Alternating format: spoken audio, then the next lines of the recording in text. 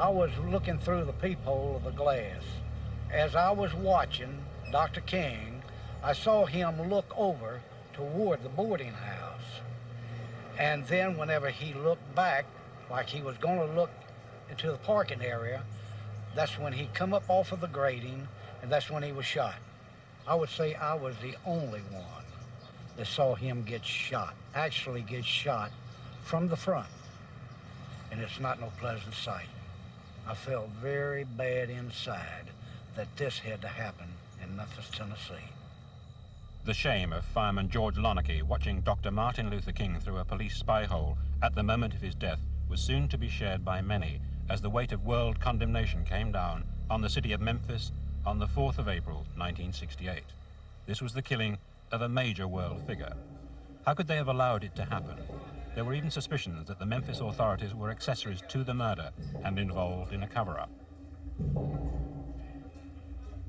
Over 20 years later, the man convicted of King's murder, James Earl Ray, still protests his innocence. In this film, we show new evidence that there was indeed a conspiracy and that the trail leads into the heart of government itself.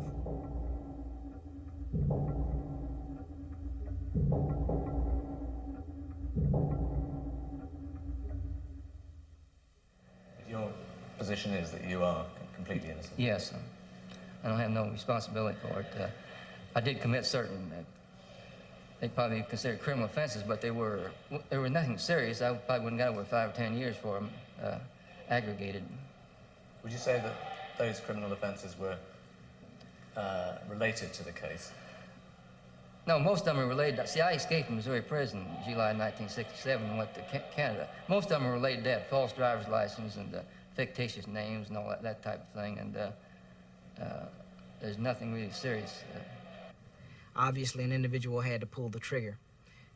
I'm not 100% sure if it would be James Earl Ray. I really don't see how that could be the case. It's possible, but I believe there was involvement by James Earl Ray, but what the magnitude of the involvement was, I don't know.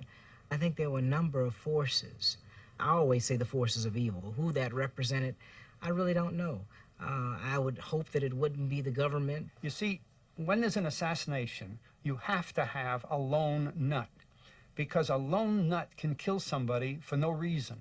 If you admit that 3 or 4 people were involved, or that there was, to use an overworked term, conspiracy, then you have to say, well, the conspiracy had a reason.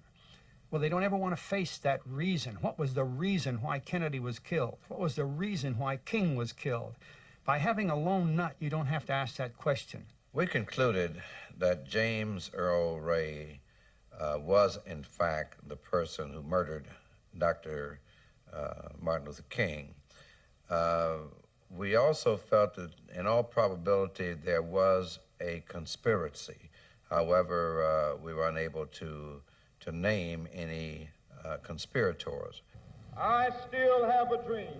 It is a dream deeply rooted in the American dream. I have a dream that one day this nation will rise up and live out the true meaning of its creed. We hold these truths to be self-evident, that all men are created equal. By the early 1960s, the government was publicly supporting Martin Luther King. Privately, they targeted him as a threat to the stability of the United States. President Kennedy said on one occasion, mankind must put an end to war, or war will put an end to mankind.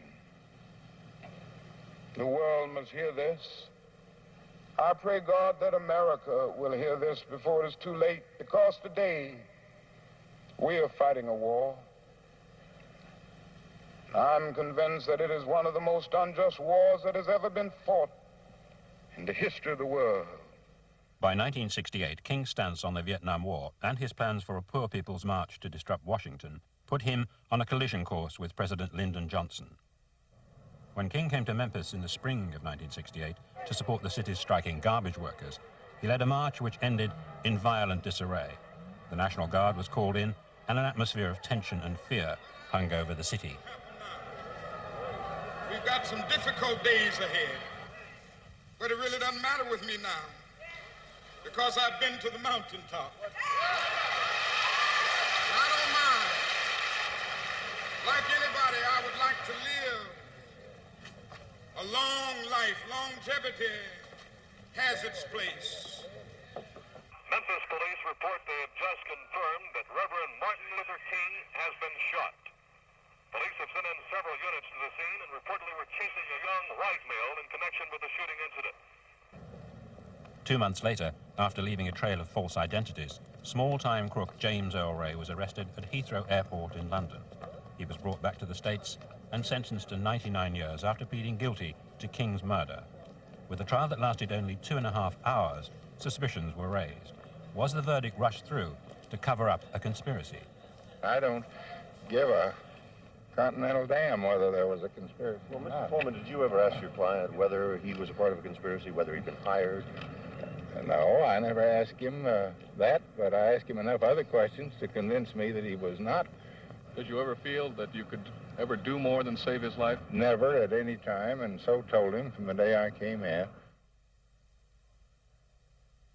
When Foreman came in the case, he was off for a trial, at least he pretended to be, and everything went okay up until sometime in February of 1969. We was going to trial up until then, and one time he came in with a paper, wanted me to sign it, saying that, you know, we'd enter a guilty plea. He gave me a list of reasons why we should enter a plea. He also said the newspapers done convicted me by pretrial publicity. And so I told him I didn't think that was the grounds for entering a guilty plea, because I thought we could overcome some of this adverse publicity during the trial.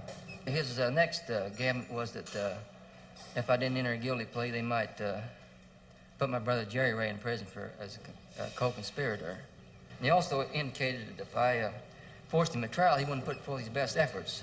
Are you actually stating that you never recommended to Mr. Ray that he plead guilty in the case? I have so stated, I state again. I never have recommended to any client. I did tell him the facts as I saw them. I told him I thought he would be convicted. I told him I thought he would be executed. And I had to tell him that because that was the truth. Foreman's assertion that he didn't coerce Ray into a guilty plea is belied by the letter he wrote to him on the eve of the trial. Foreman's fee was coming from a book contract. Ray asked for $500 so that his brother could hire a new lawyer. Foreman agreed, quote, contingent on the plea of guilty going through without any unseemly conduct on your part in court. So Mr. Foreman came to see me, and we discussed it, and I told him that I would, as in every case, where appropriate, accept a guilty plea on the basis of a 99-year sentence. I talked to the governor of Tennessee, United States Attorney General, the Department of Justice. I did this as a matter of courtesy. They did not ever interfere with the way I conducted the prosecution of the case. It's only recently become apparent that there was a conflict of interest in the court's appointment of Hugh Stanton Sr. to assist Ray's lawyer, Percy Foreman, in Ray's defense. Stanton had also acted as lawyer for the state chief witness against Ray, Charles Stevens. Did you ever consider that Hugh Stanton was in a conflict of interest because he had also represented Charlie Stevens? Was that ever considered? No, as a matter of fact, I believe you're right that Mr. Stanton did. Well, I believe Mr. Stevens finally got somebody else. I don't know, but no, we didn't consider it any. You're telling me something that if that's a fact, I had forgotten it.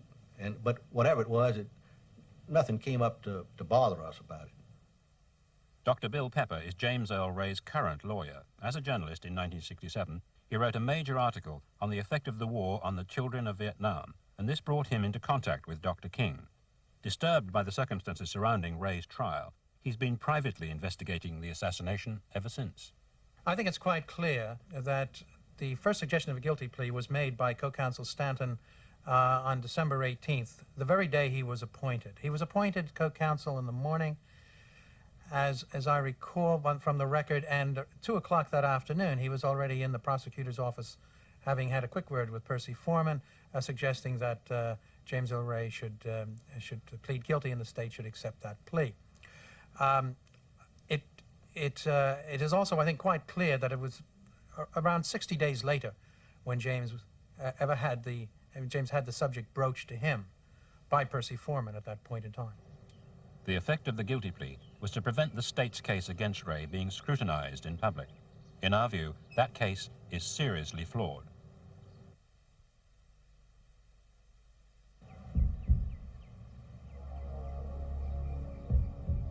The state's case is that at 6:01 p.m. on April the 4th, 1968, in Memphis, Tennessee, James Earl Ray shot Dr. King with one bullet from a high-powered rifle.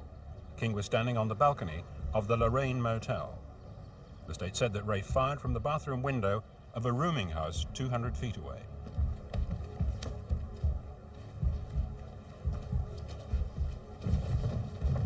He then fled the scene, dropping a bundle, including the rifle with his prints on it, in a shop doorway.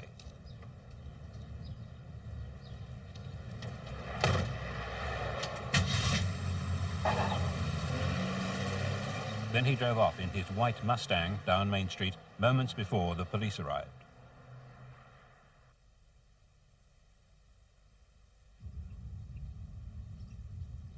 James Earl Ray had been almost a year on the run from the Missouri State Penitentiary, where he'd been serving a 20-year sentence for robbing a supermarket. Ray claims that in July 1967 he met a mysterious character called Raoul in Montreal. Over the next 8 months he carried out various assignments for Raoul, taking packages across the Canadian and Mexican borders for money. Raoul gave Ray $2,000 to buy a Mustang car. In late March 1968, Ray says that Raoul instructed him to purchase a rifle and bring it to Memphis as a sample for a gun-running deal. Ray says that at 3 p.m. on April the 4th, he rented a room in a flop house on Main Street as previously agreed with Raoul. Later, Raoul asked Ray to leave while he met up with gun dealers. So I went down and got the Mustang. I don't know what time it was that time. I guess it was 10 minutes till 6. My recollection may be wrong. I thought it was 3-4 blocks north and 3-4 blocks west, and stopped at the service station and asked him to fix a tire, if they could fix a tire. And this guy was, he said, no, we're too busy this time of day. So then I drove around. I was going to circle right back and park the car same place that I picked it up. When I got back up there, I seen, I think there was a squad car blocked off the street. Now, I don't know if he's right there at the intersection or he's about halfway down, but the street was blocked off, and I seen 2-3 people running around down there. So I said, well, I better not go down there. The police running around here. So I turned left, drove down through a predominantly black section. So after a while, I got on a main street. I was going to call this telephone number in New Orleans and find out if they could contact Raoul and see if anything happened there, because I thought maybe being some guns around there, some type of raid or something. Well, anyway, when I was driving out there, they said something about, I had the radio and said something about Martin Luther King had been shot. I didn't think too much about that. And then about 10 minutes later, when I was on the outskirts of Memphis, or maybe I was actually in Mississippi, they said that they were looking for a white man in a white Mustang in connection with the shooting. So I decided then that I better, move on out of there. I drove on and cut off and went to Atlanta. And from Atlanta, I went on to Canada, caught a bus. For 20 years now, Ray has claimed that he was framed for the assassination of Dr. King by Raoul, who, he believes, was a professional gunman.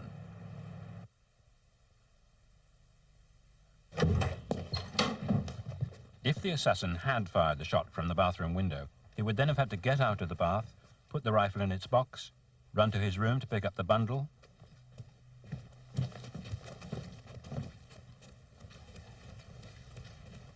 then run 85 feet across the hallway, go down the stairs, drop the bundle in the shop entrance before walking to his car and driving away. All rather implausible. It would have required split-second timing before the first policeman arrived at the scene. Veteran Assassinations investigator Harold Weisberg has obtained more FBI documents on the King case than anyone else. He was one of the first people to cast doubts on the state's case against Ray in his book, Cover-Up. That's ridiculous. He's required to have gone to his room in the flop house and picked up the widest collection of junk, bobby pins, cans of beer that hadn't been opened. A guy has been a crime like that and he's fleeing for his life. You're going to pick up a couple cans of beer or a bobby pin? The box didn't hold the rifle. He had to put the rifle in that. All sorts of other junk, and a ridiculous collection of it. The one thing that bundle served to do was to point a finger at Ray. We were in the fire station when we heard the shot. One of the first policemen to arrive at the balcony was Sheriff's Deputy Vernon Dollarhite. Officer Maley and I proceeded north on Mulberry to Hewling Street.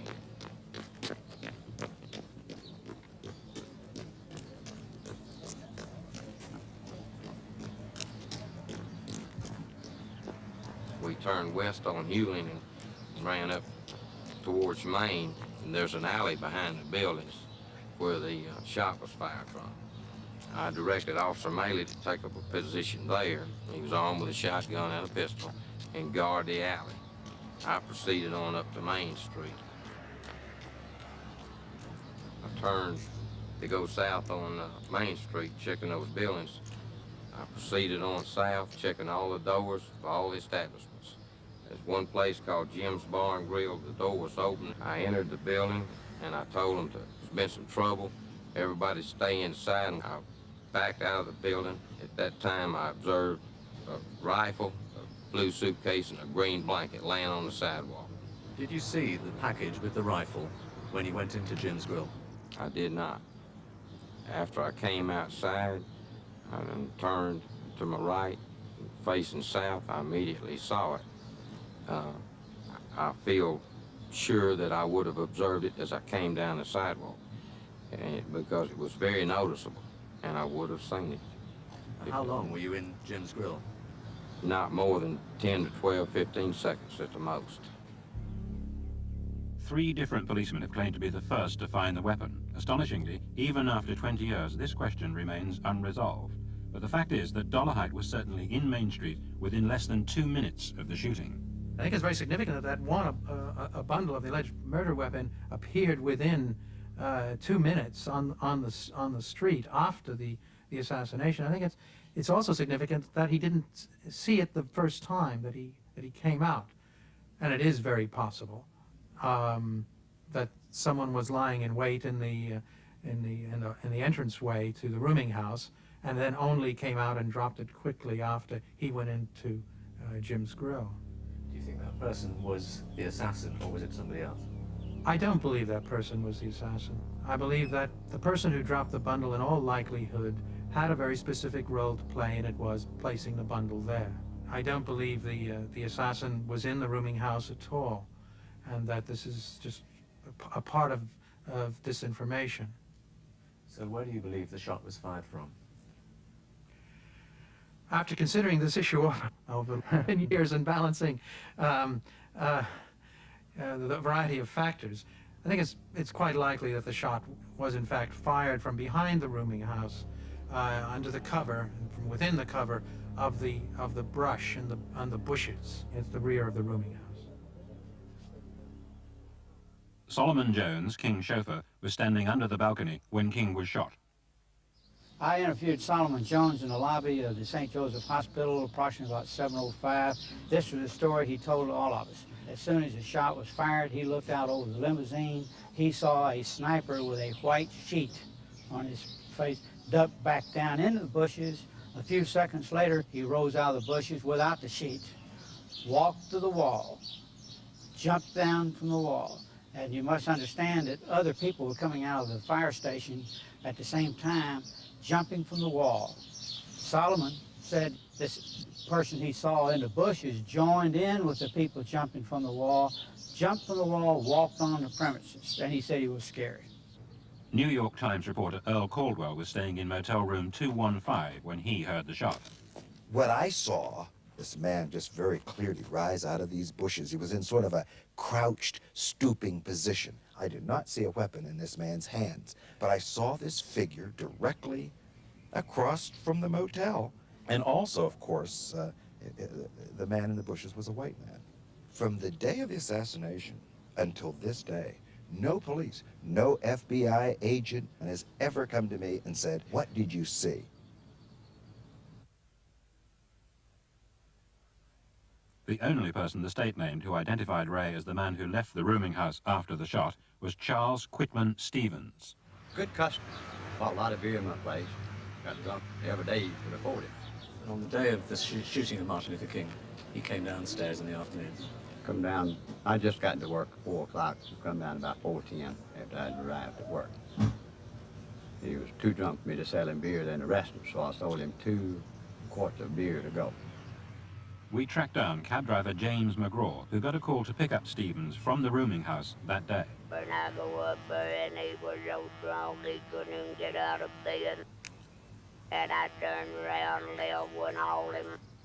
I went back down and told the dispatcher, and I just made a U-turn and left. And before I got down to the train station, it come over the radio that Martin Luther King had got shot. Mr. Stevens, what do you think of that picture? Does that look like the man? Well, excuse me, from the glimpse that I got of his profile, it doesn't. It doesn't? No, sir. It certainly doesn't. For one thing, he's too heavy. His face is too full. He has too much hair. And his nose is too wide. So, Stevens was drunk that afternoon and failed to identify a picture of Ray. Yet he was regarded as such an important witness that he was kept in protective custody for weeks before the trial. After Ray's conviction, Stevens claimed the $185,000 in reward money. His claim was rejected.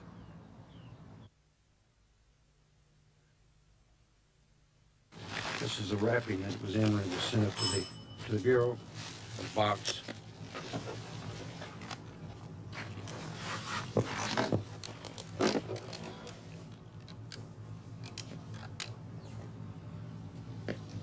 So this is the rifle. This is it. What's the make of that? It's a Remington. This is probably the most crucial exhibit in the case. The rifle is so well guarded by the authorities that it's never been filmed before. Where's the evidence that this rifle killed Dr. King?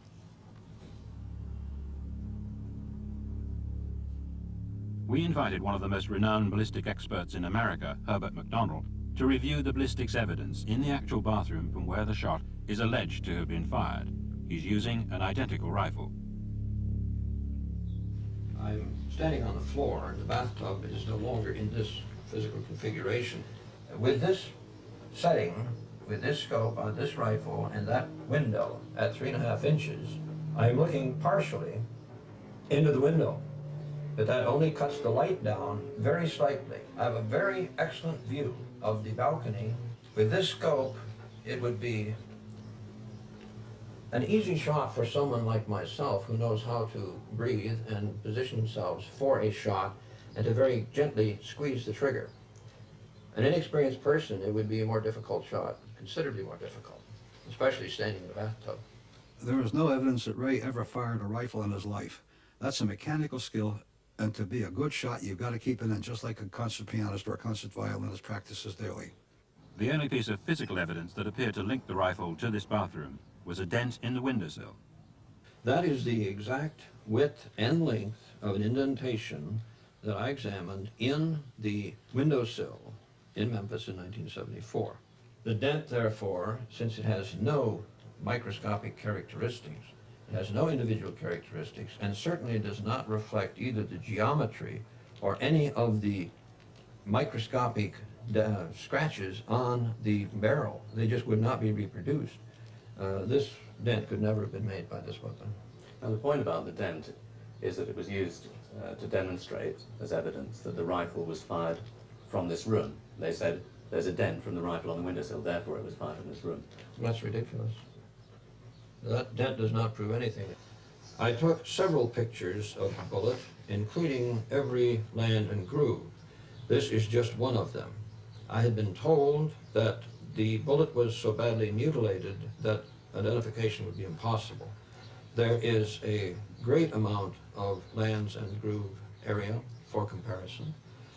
I would say that the FBI's decision not to test fire the rifle when they want to see if a projectile came from a specific rifle was a very poor case of judgment.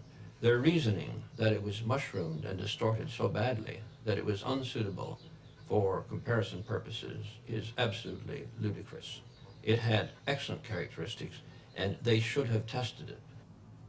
Was the FBI's failure to test the weapon just incompetence, or, more ominously, are we beginning to pull back the veils of conspiracy and cover-up among the authorities? Consider the actions of the Memphis Police Department. Usually, when King would come to Memphis, well, even I, if he was at the church or something, we would, maybe I'd have maybe 20 men within that block. he had plenty of security. We knew he was coming. We'd have men at the airport to meet him, and we tried to give him more security than we could give him. If security was always supplied to Dr. King, why was the 7-man police unit attached to him stripped away only 24 hours before the assassination? Under close questioning from the House Assassinations Committee, Memphis Police Director Frank Holloman denied that he had authorized the removal or had known about it at the time. On top of that, it's a matter of public record that 3 12-man police tactical units were pulled back 5 blocks from the vicinity of the Lorraine Motel on the morning of the assassination. Now, on this occasion, the TAC car units were withdrawn at some point on the day of the 4th of April, weren't they? No, my cars was never withdrawn. About April 4th. No, we still had cars in the area. Wasn't there some suggestion that they were pulled back at the request of one of Dr. King's party, that they were pulled back a number of blocks? No, to my knowledge now, and all the way they'd been pulled back was on my command. Philip Melanson, author of the recent book The Merkin Conspiracy, has made a special study of this issue. I questioned Sam Evans about the withdrawal of the tactical units because this was a very important matter. Evans told me clearly and forcefully that the tactical units were withdrawn at the request of the Reverend Samuel Kiles, a man in King's entourage, and that he, Evans, had received the order, the request from Mr. Kiles, and had acceded to it. And he told me that flatly 2 years ago. Could Melanson's book refresh Sam Evans' memory? No, I didn't pull my men back.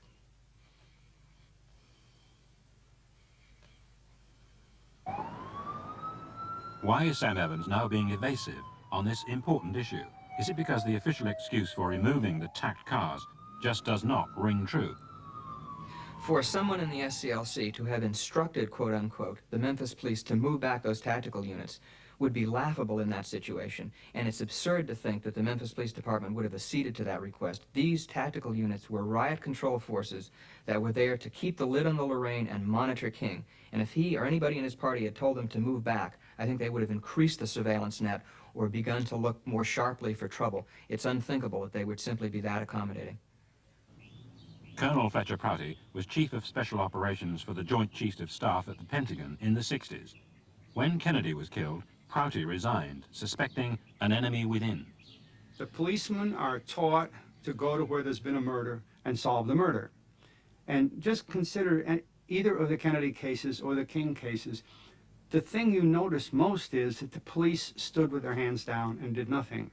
There were no on-the-spot detectives. There was nobody really looking into the ballistics. There was no one checking any of the things that the police would have gotten into in the first place.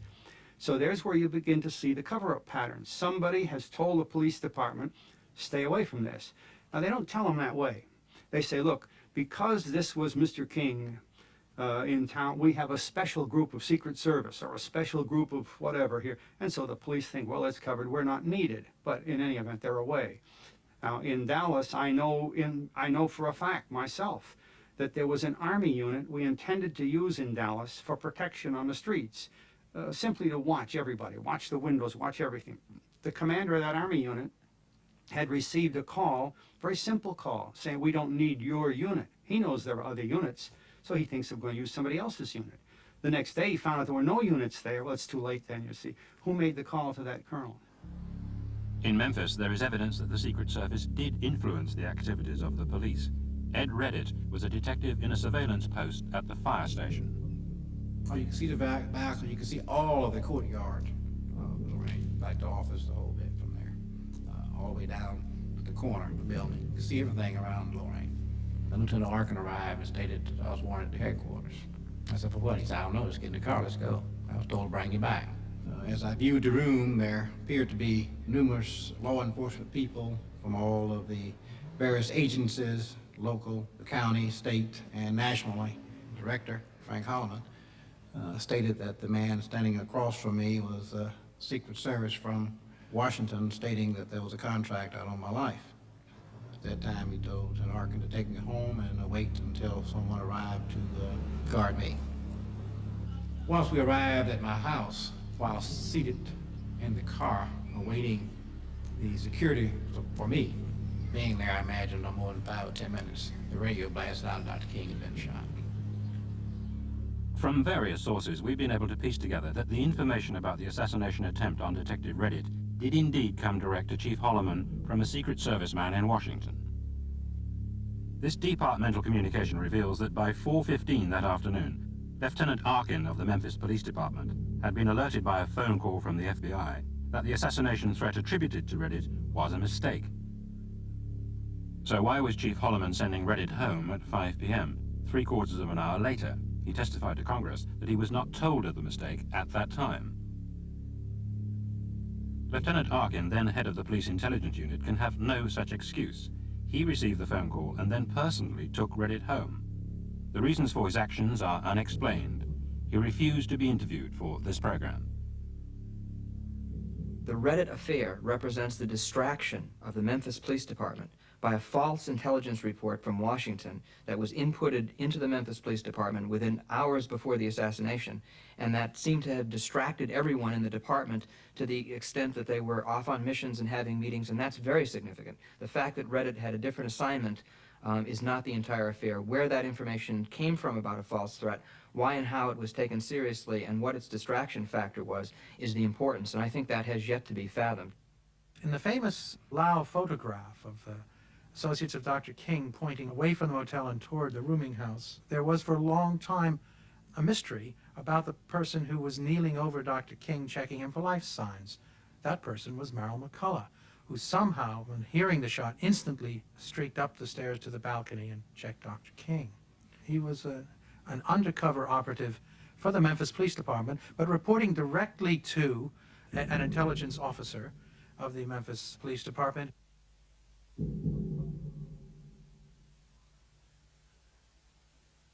Part of a web of covert action conducted by the security forces in Memphis, Merrill McCullough was just one of the shadowy figures involved. We learned from a police source that the owner of the Lorraine Motel was a police informer. So was Dr. King's chauffeur. The FBI had informers among black groups in Memphis and in the heart of King's party, the SCLC. This hidden network was partially revealed in a secret intelligence report written by Lieutenant Arkin. Apart from McCullough, codename Max, the report also discloses another agent, as yet unidentified, codenamed Bill. Whether these spies had a sinister purpose is unclear. Certainly they failed to prevent the assassination. A decade later, the Memphis Police Department was still concealing their actions, providing the House Assassinations Committee with a version of the report that was clearly doctored. Congressman, would it surprise you if a document supplied to your committee by the Memphis Police Department had in any way been sanitized or doctored? It would surprise me because I'm not aware of any document given our committee by the Memphis Police Department that was sanitized or doctored. The secret intelligence report was definitely doctored. The version that I got, which was the original version, was fuller and material was excised for the congressional report. It leaves out crucial details such as Mr. McCullough and his spying role. It leaves out many of the other details, and it factors in things that didn't happen in the original data. Links between the police and the FBI were unusually strong in Memphis. Not only was Fire and Police Chief Holloman running the Memphis FBI in the early 60s, but he also worked for 7 years in charge of the office of FBI Director J. Edgar Hoover. The Communist Party of the United States is a fifth column if there ever was one. It is far better organized than were the Nazis in occupied countries prior to their capitulation. They are seeking to weaken America, just as they did in their era of obstruction when they were aligned with the Nazis. Their goal is the overthrow of our government. During the course of our investigation, we revealed the fact that the mission of the FBI was to destroy Dr. King. That is all documented in the course of our reports, and we did criticize him severely for the illegal, unconstitutional way in which his civil rights were violated. It certainly was immoral, illegal, and unethical for the Bureau to use its power to try to destroy Dr. King, and particularly to do so by falsifying information. And they did falsify it over and over and over again. And he should know. Arthur Murtagh was FBI agent in Atlanta for 11 years. I was designated as the agent in Atlanta to handle Black Probe. The Black Probe was a program set up to develop informants in black organizations to keep the Bureau advised of the activities of blacks in connection with the civil rights movement. During that period, I spent a lot of my time developing black informants, and these were generally paid informants. During that same period, there was a vendetta against King that gained in momentum as the years went by, and I was in a room with my 7 other agents for the whole period while the wiretap was on.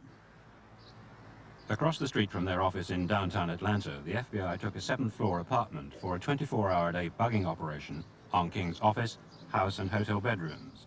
This was initiated by Hoover, who was at first convinced that King was under communist influence, then became obsessed with the wiretap revelations of King's sexual promiscuity.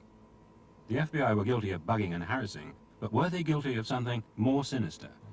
It was about between 6 and 7. I remember that it was beginning to get dark, and I was standing at the sign-out desk with another agent, and the news came over the radio that Dr. King had been shot and killed in Memphis.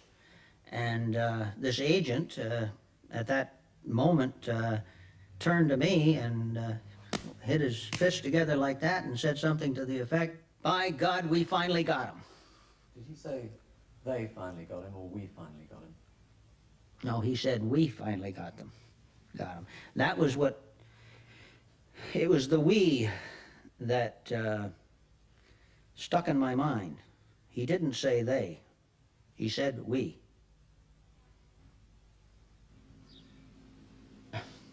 I see the Constitution as a framework which is in the process of development, and it's our job as Americans to constantly embellish the Constitution and build it into a type of system, not necessarily just a document, that will result in equal rights, equal opportunity for all Americans.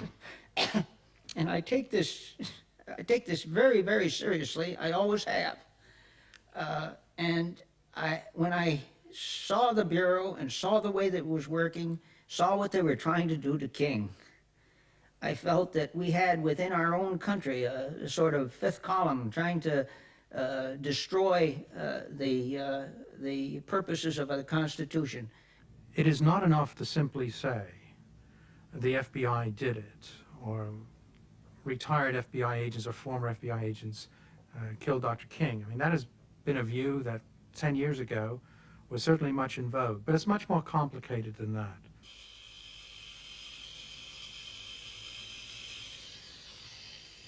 In early 1968, Myron Billett, a gopher for the Mafia, drove 2 senior mob figures, Sam Giancana and John Roselli, to a meeting with federal agents at a motel near the small town of Appalachian in upstate New York. At the meeting, the Mafia leaders were offered a contract to kill Martin Luther King. There were Roselli, Sam, myself, and 3 guys from the FBI, and 3 or 4 guys came in from New York, the mob, and but they were the one that the FBI or the CIA were the one that came up with the hit. They wanted to come up with $1 million. They wanted to pay the mob $1 million to make a hit. And Sam said, no way. No way we're going to get involved in nothing like that. And that was it. So who was it who made the suggestion? A CIA man or an FBI man? CIA man. Myron Billett is a dying man. We think it unlikely that he would tell such a story now if it weren't true. And it's documented fact that Roselli and Giancana were contracted by the CIA to kill Castro. If they rejected the CIA's offer on King, there is evidence that a contract with local mob figures in Memphis may have been affected. In Memphis, we were aware of several frightened witnesses. Bill Pepper is taking us to see one of them. I found a very fearful man with John. I found him very fearful then, and I find him now increasingly fearful. The first night I saw him, he insisted on our retiring to a room in the back of the garage, general store, and sitting with the lights out.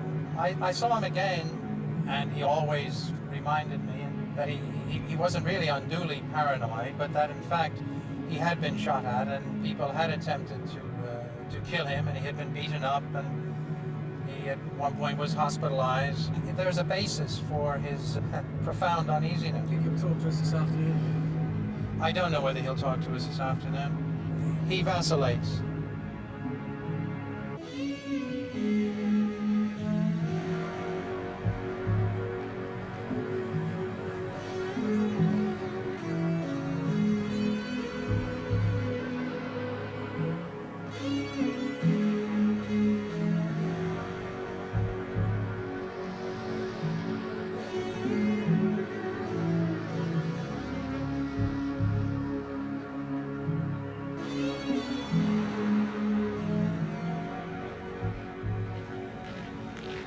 Well, we have a very frightened man. He's just very, very afraid to come on camera and to say anything about this matter. Tell us what's his story. On April 4th, 1968, at 5:15 in the afternoon, John McFarren went to Liberto and Latch Produce Company to do his shopping. It was his last stop of the day before coming back to Sumter. Shortly after he entered the place, he heard a man he originally called the Fat Man, Frank Liberto, on the telephone. Heard Liberto say, words to the effect, "Shoot the son of a bitch when he comes on the balcony. Don't come round here. Don't call me here. Go to New Orleans and pick up your money from my brother." The conversation ended at that point. McFarren didn't think too much about that conversation until 6:30 p.m. He heard that Martin Luther King had been assassinated shortly after 6. Then it all made sense to him. He gave a statement to the FBI, the Memphis Police Department, and investigators, and eventually to the House Select Committee on Assassinations. They all disregarded his comments and ignored. I've known John for 10 years. I believe John had a crucial bit of information that was never looked at properly, never followed up, and disregarded. And the only reason it would have been disregarded was because it was inconvenient to the scenario that became, in effect, the official story. What's the evidence of mafia involvement with the CIA in assassinations? Colonel Fletcher Prouty was head of special operations in the Pentagon in the 1960s. I certainly knew of plans that were intended to bring about an assassination. For example, in the case of Castro. So they created an organization called Mongoose. Mongoose was the cover word for it. Now, the objective of the Mongoose program was to assassinate Castro by any means. We even used mafia hitmen, skilled mechanics, skilled killers. Now, there's no reason to believe that Mongoose ended when somebody decided that, well, we're not going to kill Castro this year, we'll let it go. But Mongoose is an Assassination Incorporated organization. From your experience in government, Fletcher, do you think it conceivable that a secret intelligence unit could have planned and carried out the assassination of Martin Luther King? You needn't have to include the word intelligence unit. It's just a secret unit. And there's no question about it being a unit. Anybody that thinks today that either Kennedy assassination, either one of them, or the King assassination, and others that we might go into, were done by individuals, just doesn't understand the business at all. The easiest way to see that the program is laid on in a team effort, carefully planned and carried out, begins after the murder. How to get them out of there and how to cover the thing so people don't realize that a team of gunmen did the job. Martin Luther King was registered on the first floor. Somebody went there ahead of time and told the landlady of the motel that he didn't want to be on the first floor, he wanted to be on the second floor. Nobody in King's party had made that contact. You see, that's the advanced planning. Then afterwards, all the things that happened, the chase of Ray halfway around the world and all the other things that came up, are a cover plan which is so complete that even to this day, no one has broken the system completely, and you can't get into the courts anyway. They claim that their file only had his foreign travels and world reaction to his death. I have a memo to that effect. But the documents that were released to me show something entirely different, and that is that they had an operational interest in Dr. King. They were worried about communist influences upon him, as described by the FBI, and they were very much concerned, as was the FBI, that King's opposition to the war was controlled by communists and was a subversion of the United States' Vietnam War effort. From 1965 until after King's death, a leading white civil rights campaigner, J. Richard Kennedy, met regularly with a CIA contact and briefed him on King's actions. He's agreed to talk about this for the first time on television. Here comes Martin Luther King. He marches out and he says, "A plague on this war. Don't fight in it. Turn your guns the other way." Well, the fact that millions of middle-class whites whose sons were going into this war and who believed in it, you just telling them this, boom, what do you think they did? Just exactly what they did. They quit. With his own hand, he killed the coalition and he killed the revolution. Don't ever blame your allies if you're the leader of the revolution. You're supposed to get it right.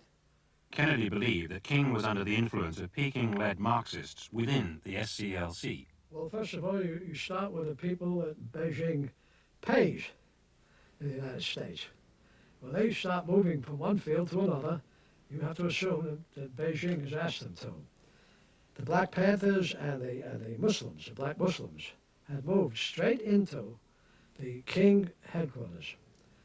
They had gotten out imprint books of the thoughts of Mao, they were selling them, and a journal that purported to list the financial contributions to the Mao Zedong government of the United States listed the Black Panthers, the Black Muslims, and several other black organizations as being now on the payroll of Mao Zedong. Do you think the CIA, when you talked to them about this, about King, took you seriously? Did they take me seriously? I don't know. How do we know when someone takes us seriously? I don't know. I suppose I would have to judge by the fact that they did work, that sector of the CIA, let's be careful, that agreed with Kennedy, the president, and were friends of mine and agreed with me. I think they took me seriously on all these things because they were facts. You see, I didn't give these people information. Let's be clear about something. I never gave the CIA any information. It would be absurd and impertinent of me to think that I could. They had people all over the place. They wanted information, they got it. What they got from me was an interpretation of information.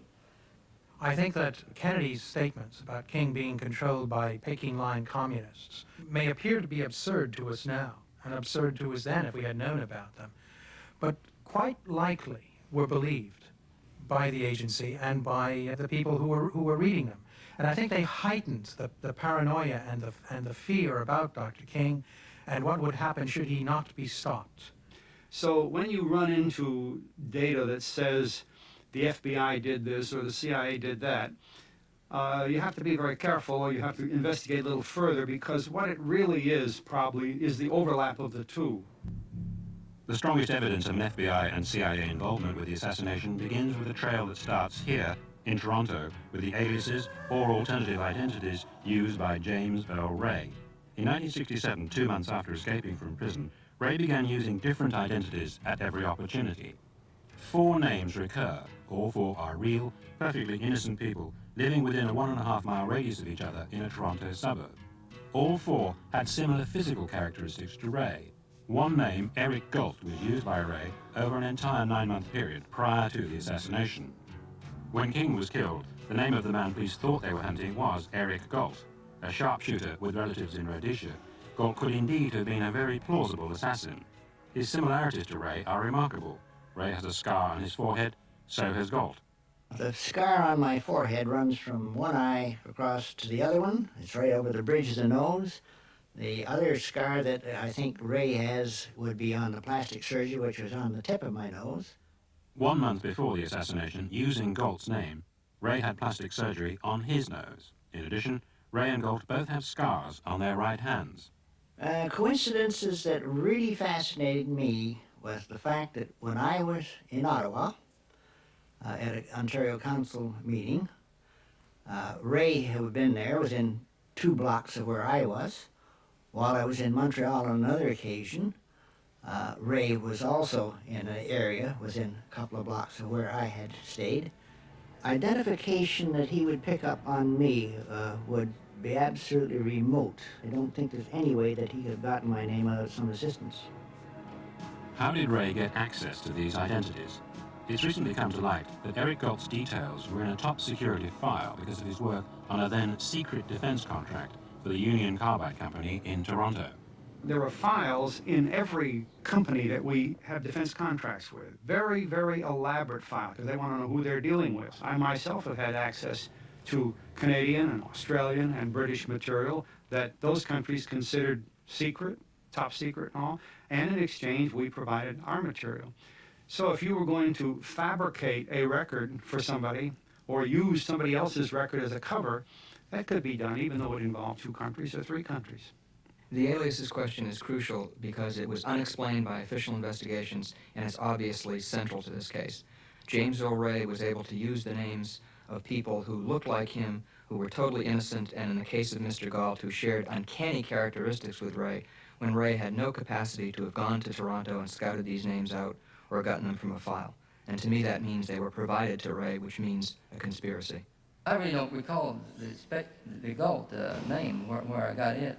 And there's a couple of others I don't recall the details of. You weren't supplied with a package of aliases or identities at some stage? No, I was never supplied with that. I was supplied with money and things of that nature, but I was never given any aliases. It would have been more simpler to give me a passport than, give me all those phony names to look up. It was here in July of that year that Ray first started using the Galt name, and here also in July that he claimed to have met the man he knew as Raoul. After Ray's arrest in May 1968, a Canadian journalist, Andy Salwin, in seeking evidence of Raoul, came across the footsteps of a mysterious American a few blocks from where Ray had been living in Montreal. His name was Jules Rico Kimball. Kimball's girlfriend told Salwin that Kimball kept guns and explosives in his car, made frequent phone calls to New Orleans, and was known to her as Rollo. Was Kimball Raoul, or could he be linked with Ray in any way? Salwin couldn't get to him. Could we?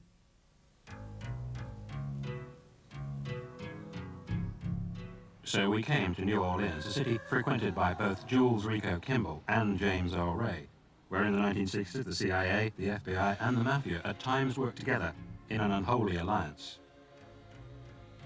We came here on the trail of Kimball and discovered that a famous district attorney, now a judge, interviewed Kimball as part of his inquiry into the New Orleans connection to the Kennedy assassination. In the early part of our investigation into John Kennedy's murder, one of the most interesting individuals we encountered was Jules Rico Kimball. We learned from him about his relationship as, you might say, spear carrier for the CIA here in New Orleans, his relationship with David Ferry and Clay Shaw, who were considerably more than spear carriers, who were involved here in New Orleans with the New Orleans end of the murder of John Kennedy, and about Jules Rico Kimball's trip to Montreal, a town where he seemed to be knowledgeable, but we weren't able to get much more than that. But in the final sum of things, spear carrier or not, Jules Rico Kimball was a small load, but a rich one with a few specks of gold, and most useful in giving us insights into the role of the covert intelligence operation, the murder of John Kennedy. Then we talked to New Orleans private investigator Joe Oster, who'd done extensive surveillance on Kimball in 1967 because he was a suspect in the bombing of a left-wing Union leader. Could Kimball have been in Montreal at the same time as Ray? Up to now, nobody's been able to answer this key question. But there is a week in July 1967 when no one can account for Kimball's movements. We interviewed his in-laws, we interviewed his relations, we interviewed his wife, we had his home under surveillance, and we cannot account for that week and a half of where he was. So he could have been in Montreal? He could have been anywhere. He could have been in Montreal. Where is Kimball now? With the help of Oster's contacts, we finally tracked Kimball down to a federal penitentiary. My name is Jules Ron Kimball. I'm 45 years old. I'm doing a double life sentence of organized crime, racketeering, and murder for underworld killings. Worked for the government, the CIA, for quite a few years. I worked on different things, on the Ku Klux Klan, to Bay of Pigs invasion, to assassination of President Kennedy. Can you tell us the story of how you got connected to Montreal? I had a contact there, and I would visit up there. At that time, CIA was working, they had, I can't think of the name of it right now, but it was Quebec, you know, the Free Canada, which was the French were trying to take over there. And I went up there. I started going up there with them, and I'd done a couple jobs up there for them. Can you give me a clue as to what kind of work you did up there for them?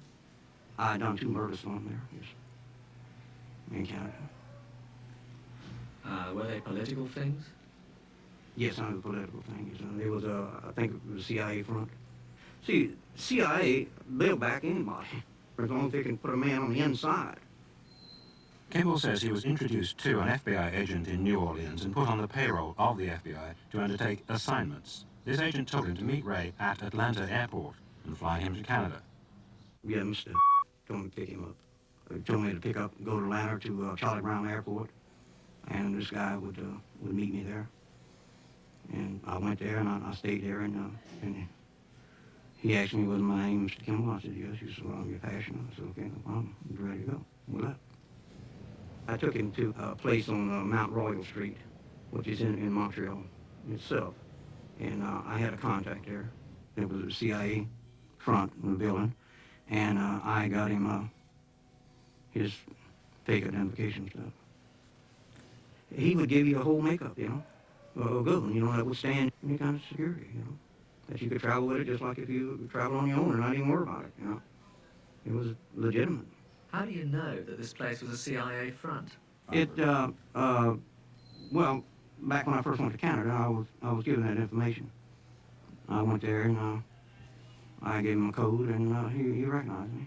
You know, I was told what to say when I got there to him.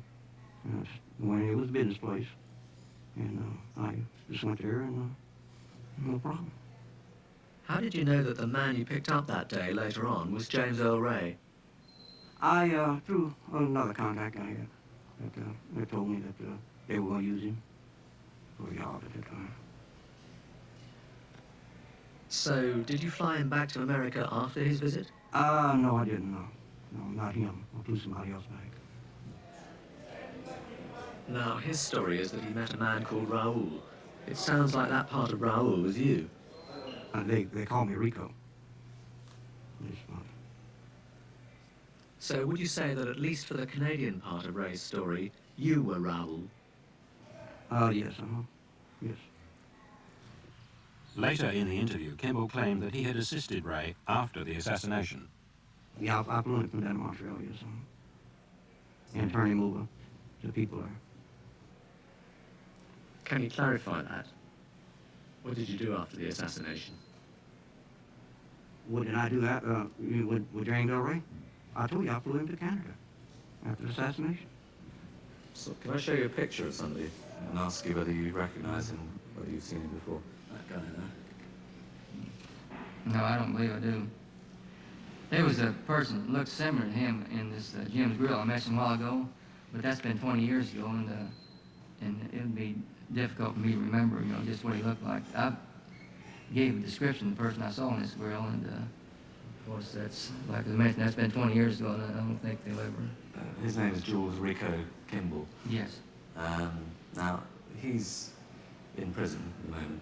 He's specifically alleged that he flew you to Canada and assisted you in gaining your identities from a character in Montreal. Is there any truth in that at all? No, there's no truth in that whatsoever. I don't know. I've never had any contact with him. I've seen him, but I don't even recall that. And he may be under some type of... Is he in prison now? Well, there's a possibility he's under some type of pressure from the government. And he may know something about the King case, but he's trying to disinformation, things of that nature. Every single statement that he gave us turned out to be true without exception. There was no dissembling. There was the only, in retrospect, I can see from going through his whole file here, the only information that is not true is what had been planted in his mind back at that time towards the end of his service for the CIA here in the city, the covert operations.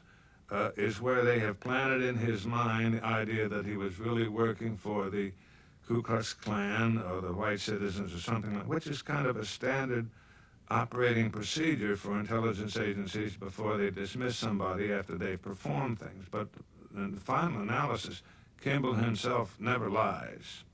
I think there are several reasons why Ray won't tell us more. First of all, what he knows will probably not make him look more innocent than he wants to claim to be innocent. Second of all, I think he was compartmentalized and kept in the dark so that what he knows about the case may only make him look worse and not be able to turn over to law enforcement the identities or position of the conspirators, so it won't help them that much and it won't help him that much. He wants to claim he was framed by Raoul. I think that Raoul does not exist and is a composite in Ray's mind of a series of shadowy figures, a network, if you will, who helped him in this assassination conspiracy. And I believe that some of the characteristics Ray attributes to Raoul are real characteristics of some of these people who associated with Ray and helped him, but there is no one Raoul. He does not want to talk about who the conspirators really might be or how they might have provided him with aliases and couriers. Kimball's statement to us is the first time that anyone has confessed to being part of the conspiracy to kill King, although he says he did not know that was the purpose. In subsequent communications, he's been more insistent about the CIA's central role in the assassination, and further alleged that he flew in 2 snipers to Memphis the week before the killing. Ray, he says, was not the assassin, but a pawn. We believe that the evidence of Ray as the assassin is weak, and that he had a relatively minor role. A House Assassinations Committee investigator told us that if they could have got evidence of a Kimball-Ray connection, it would have been very significant. Surely now is the time to reopen this case. I think we should challenge them to do what is right, but I think that good someday is going to triumph over evil. And if there is evil, if it relates to the Justice Department, if it relates to the entire federal government, good will one day prevail. That's what my father taught us. That's what my mother taught us. That's hopefully what we embody as a family.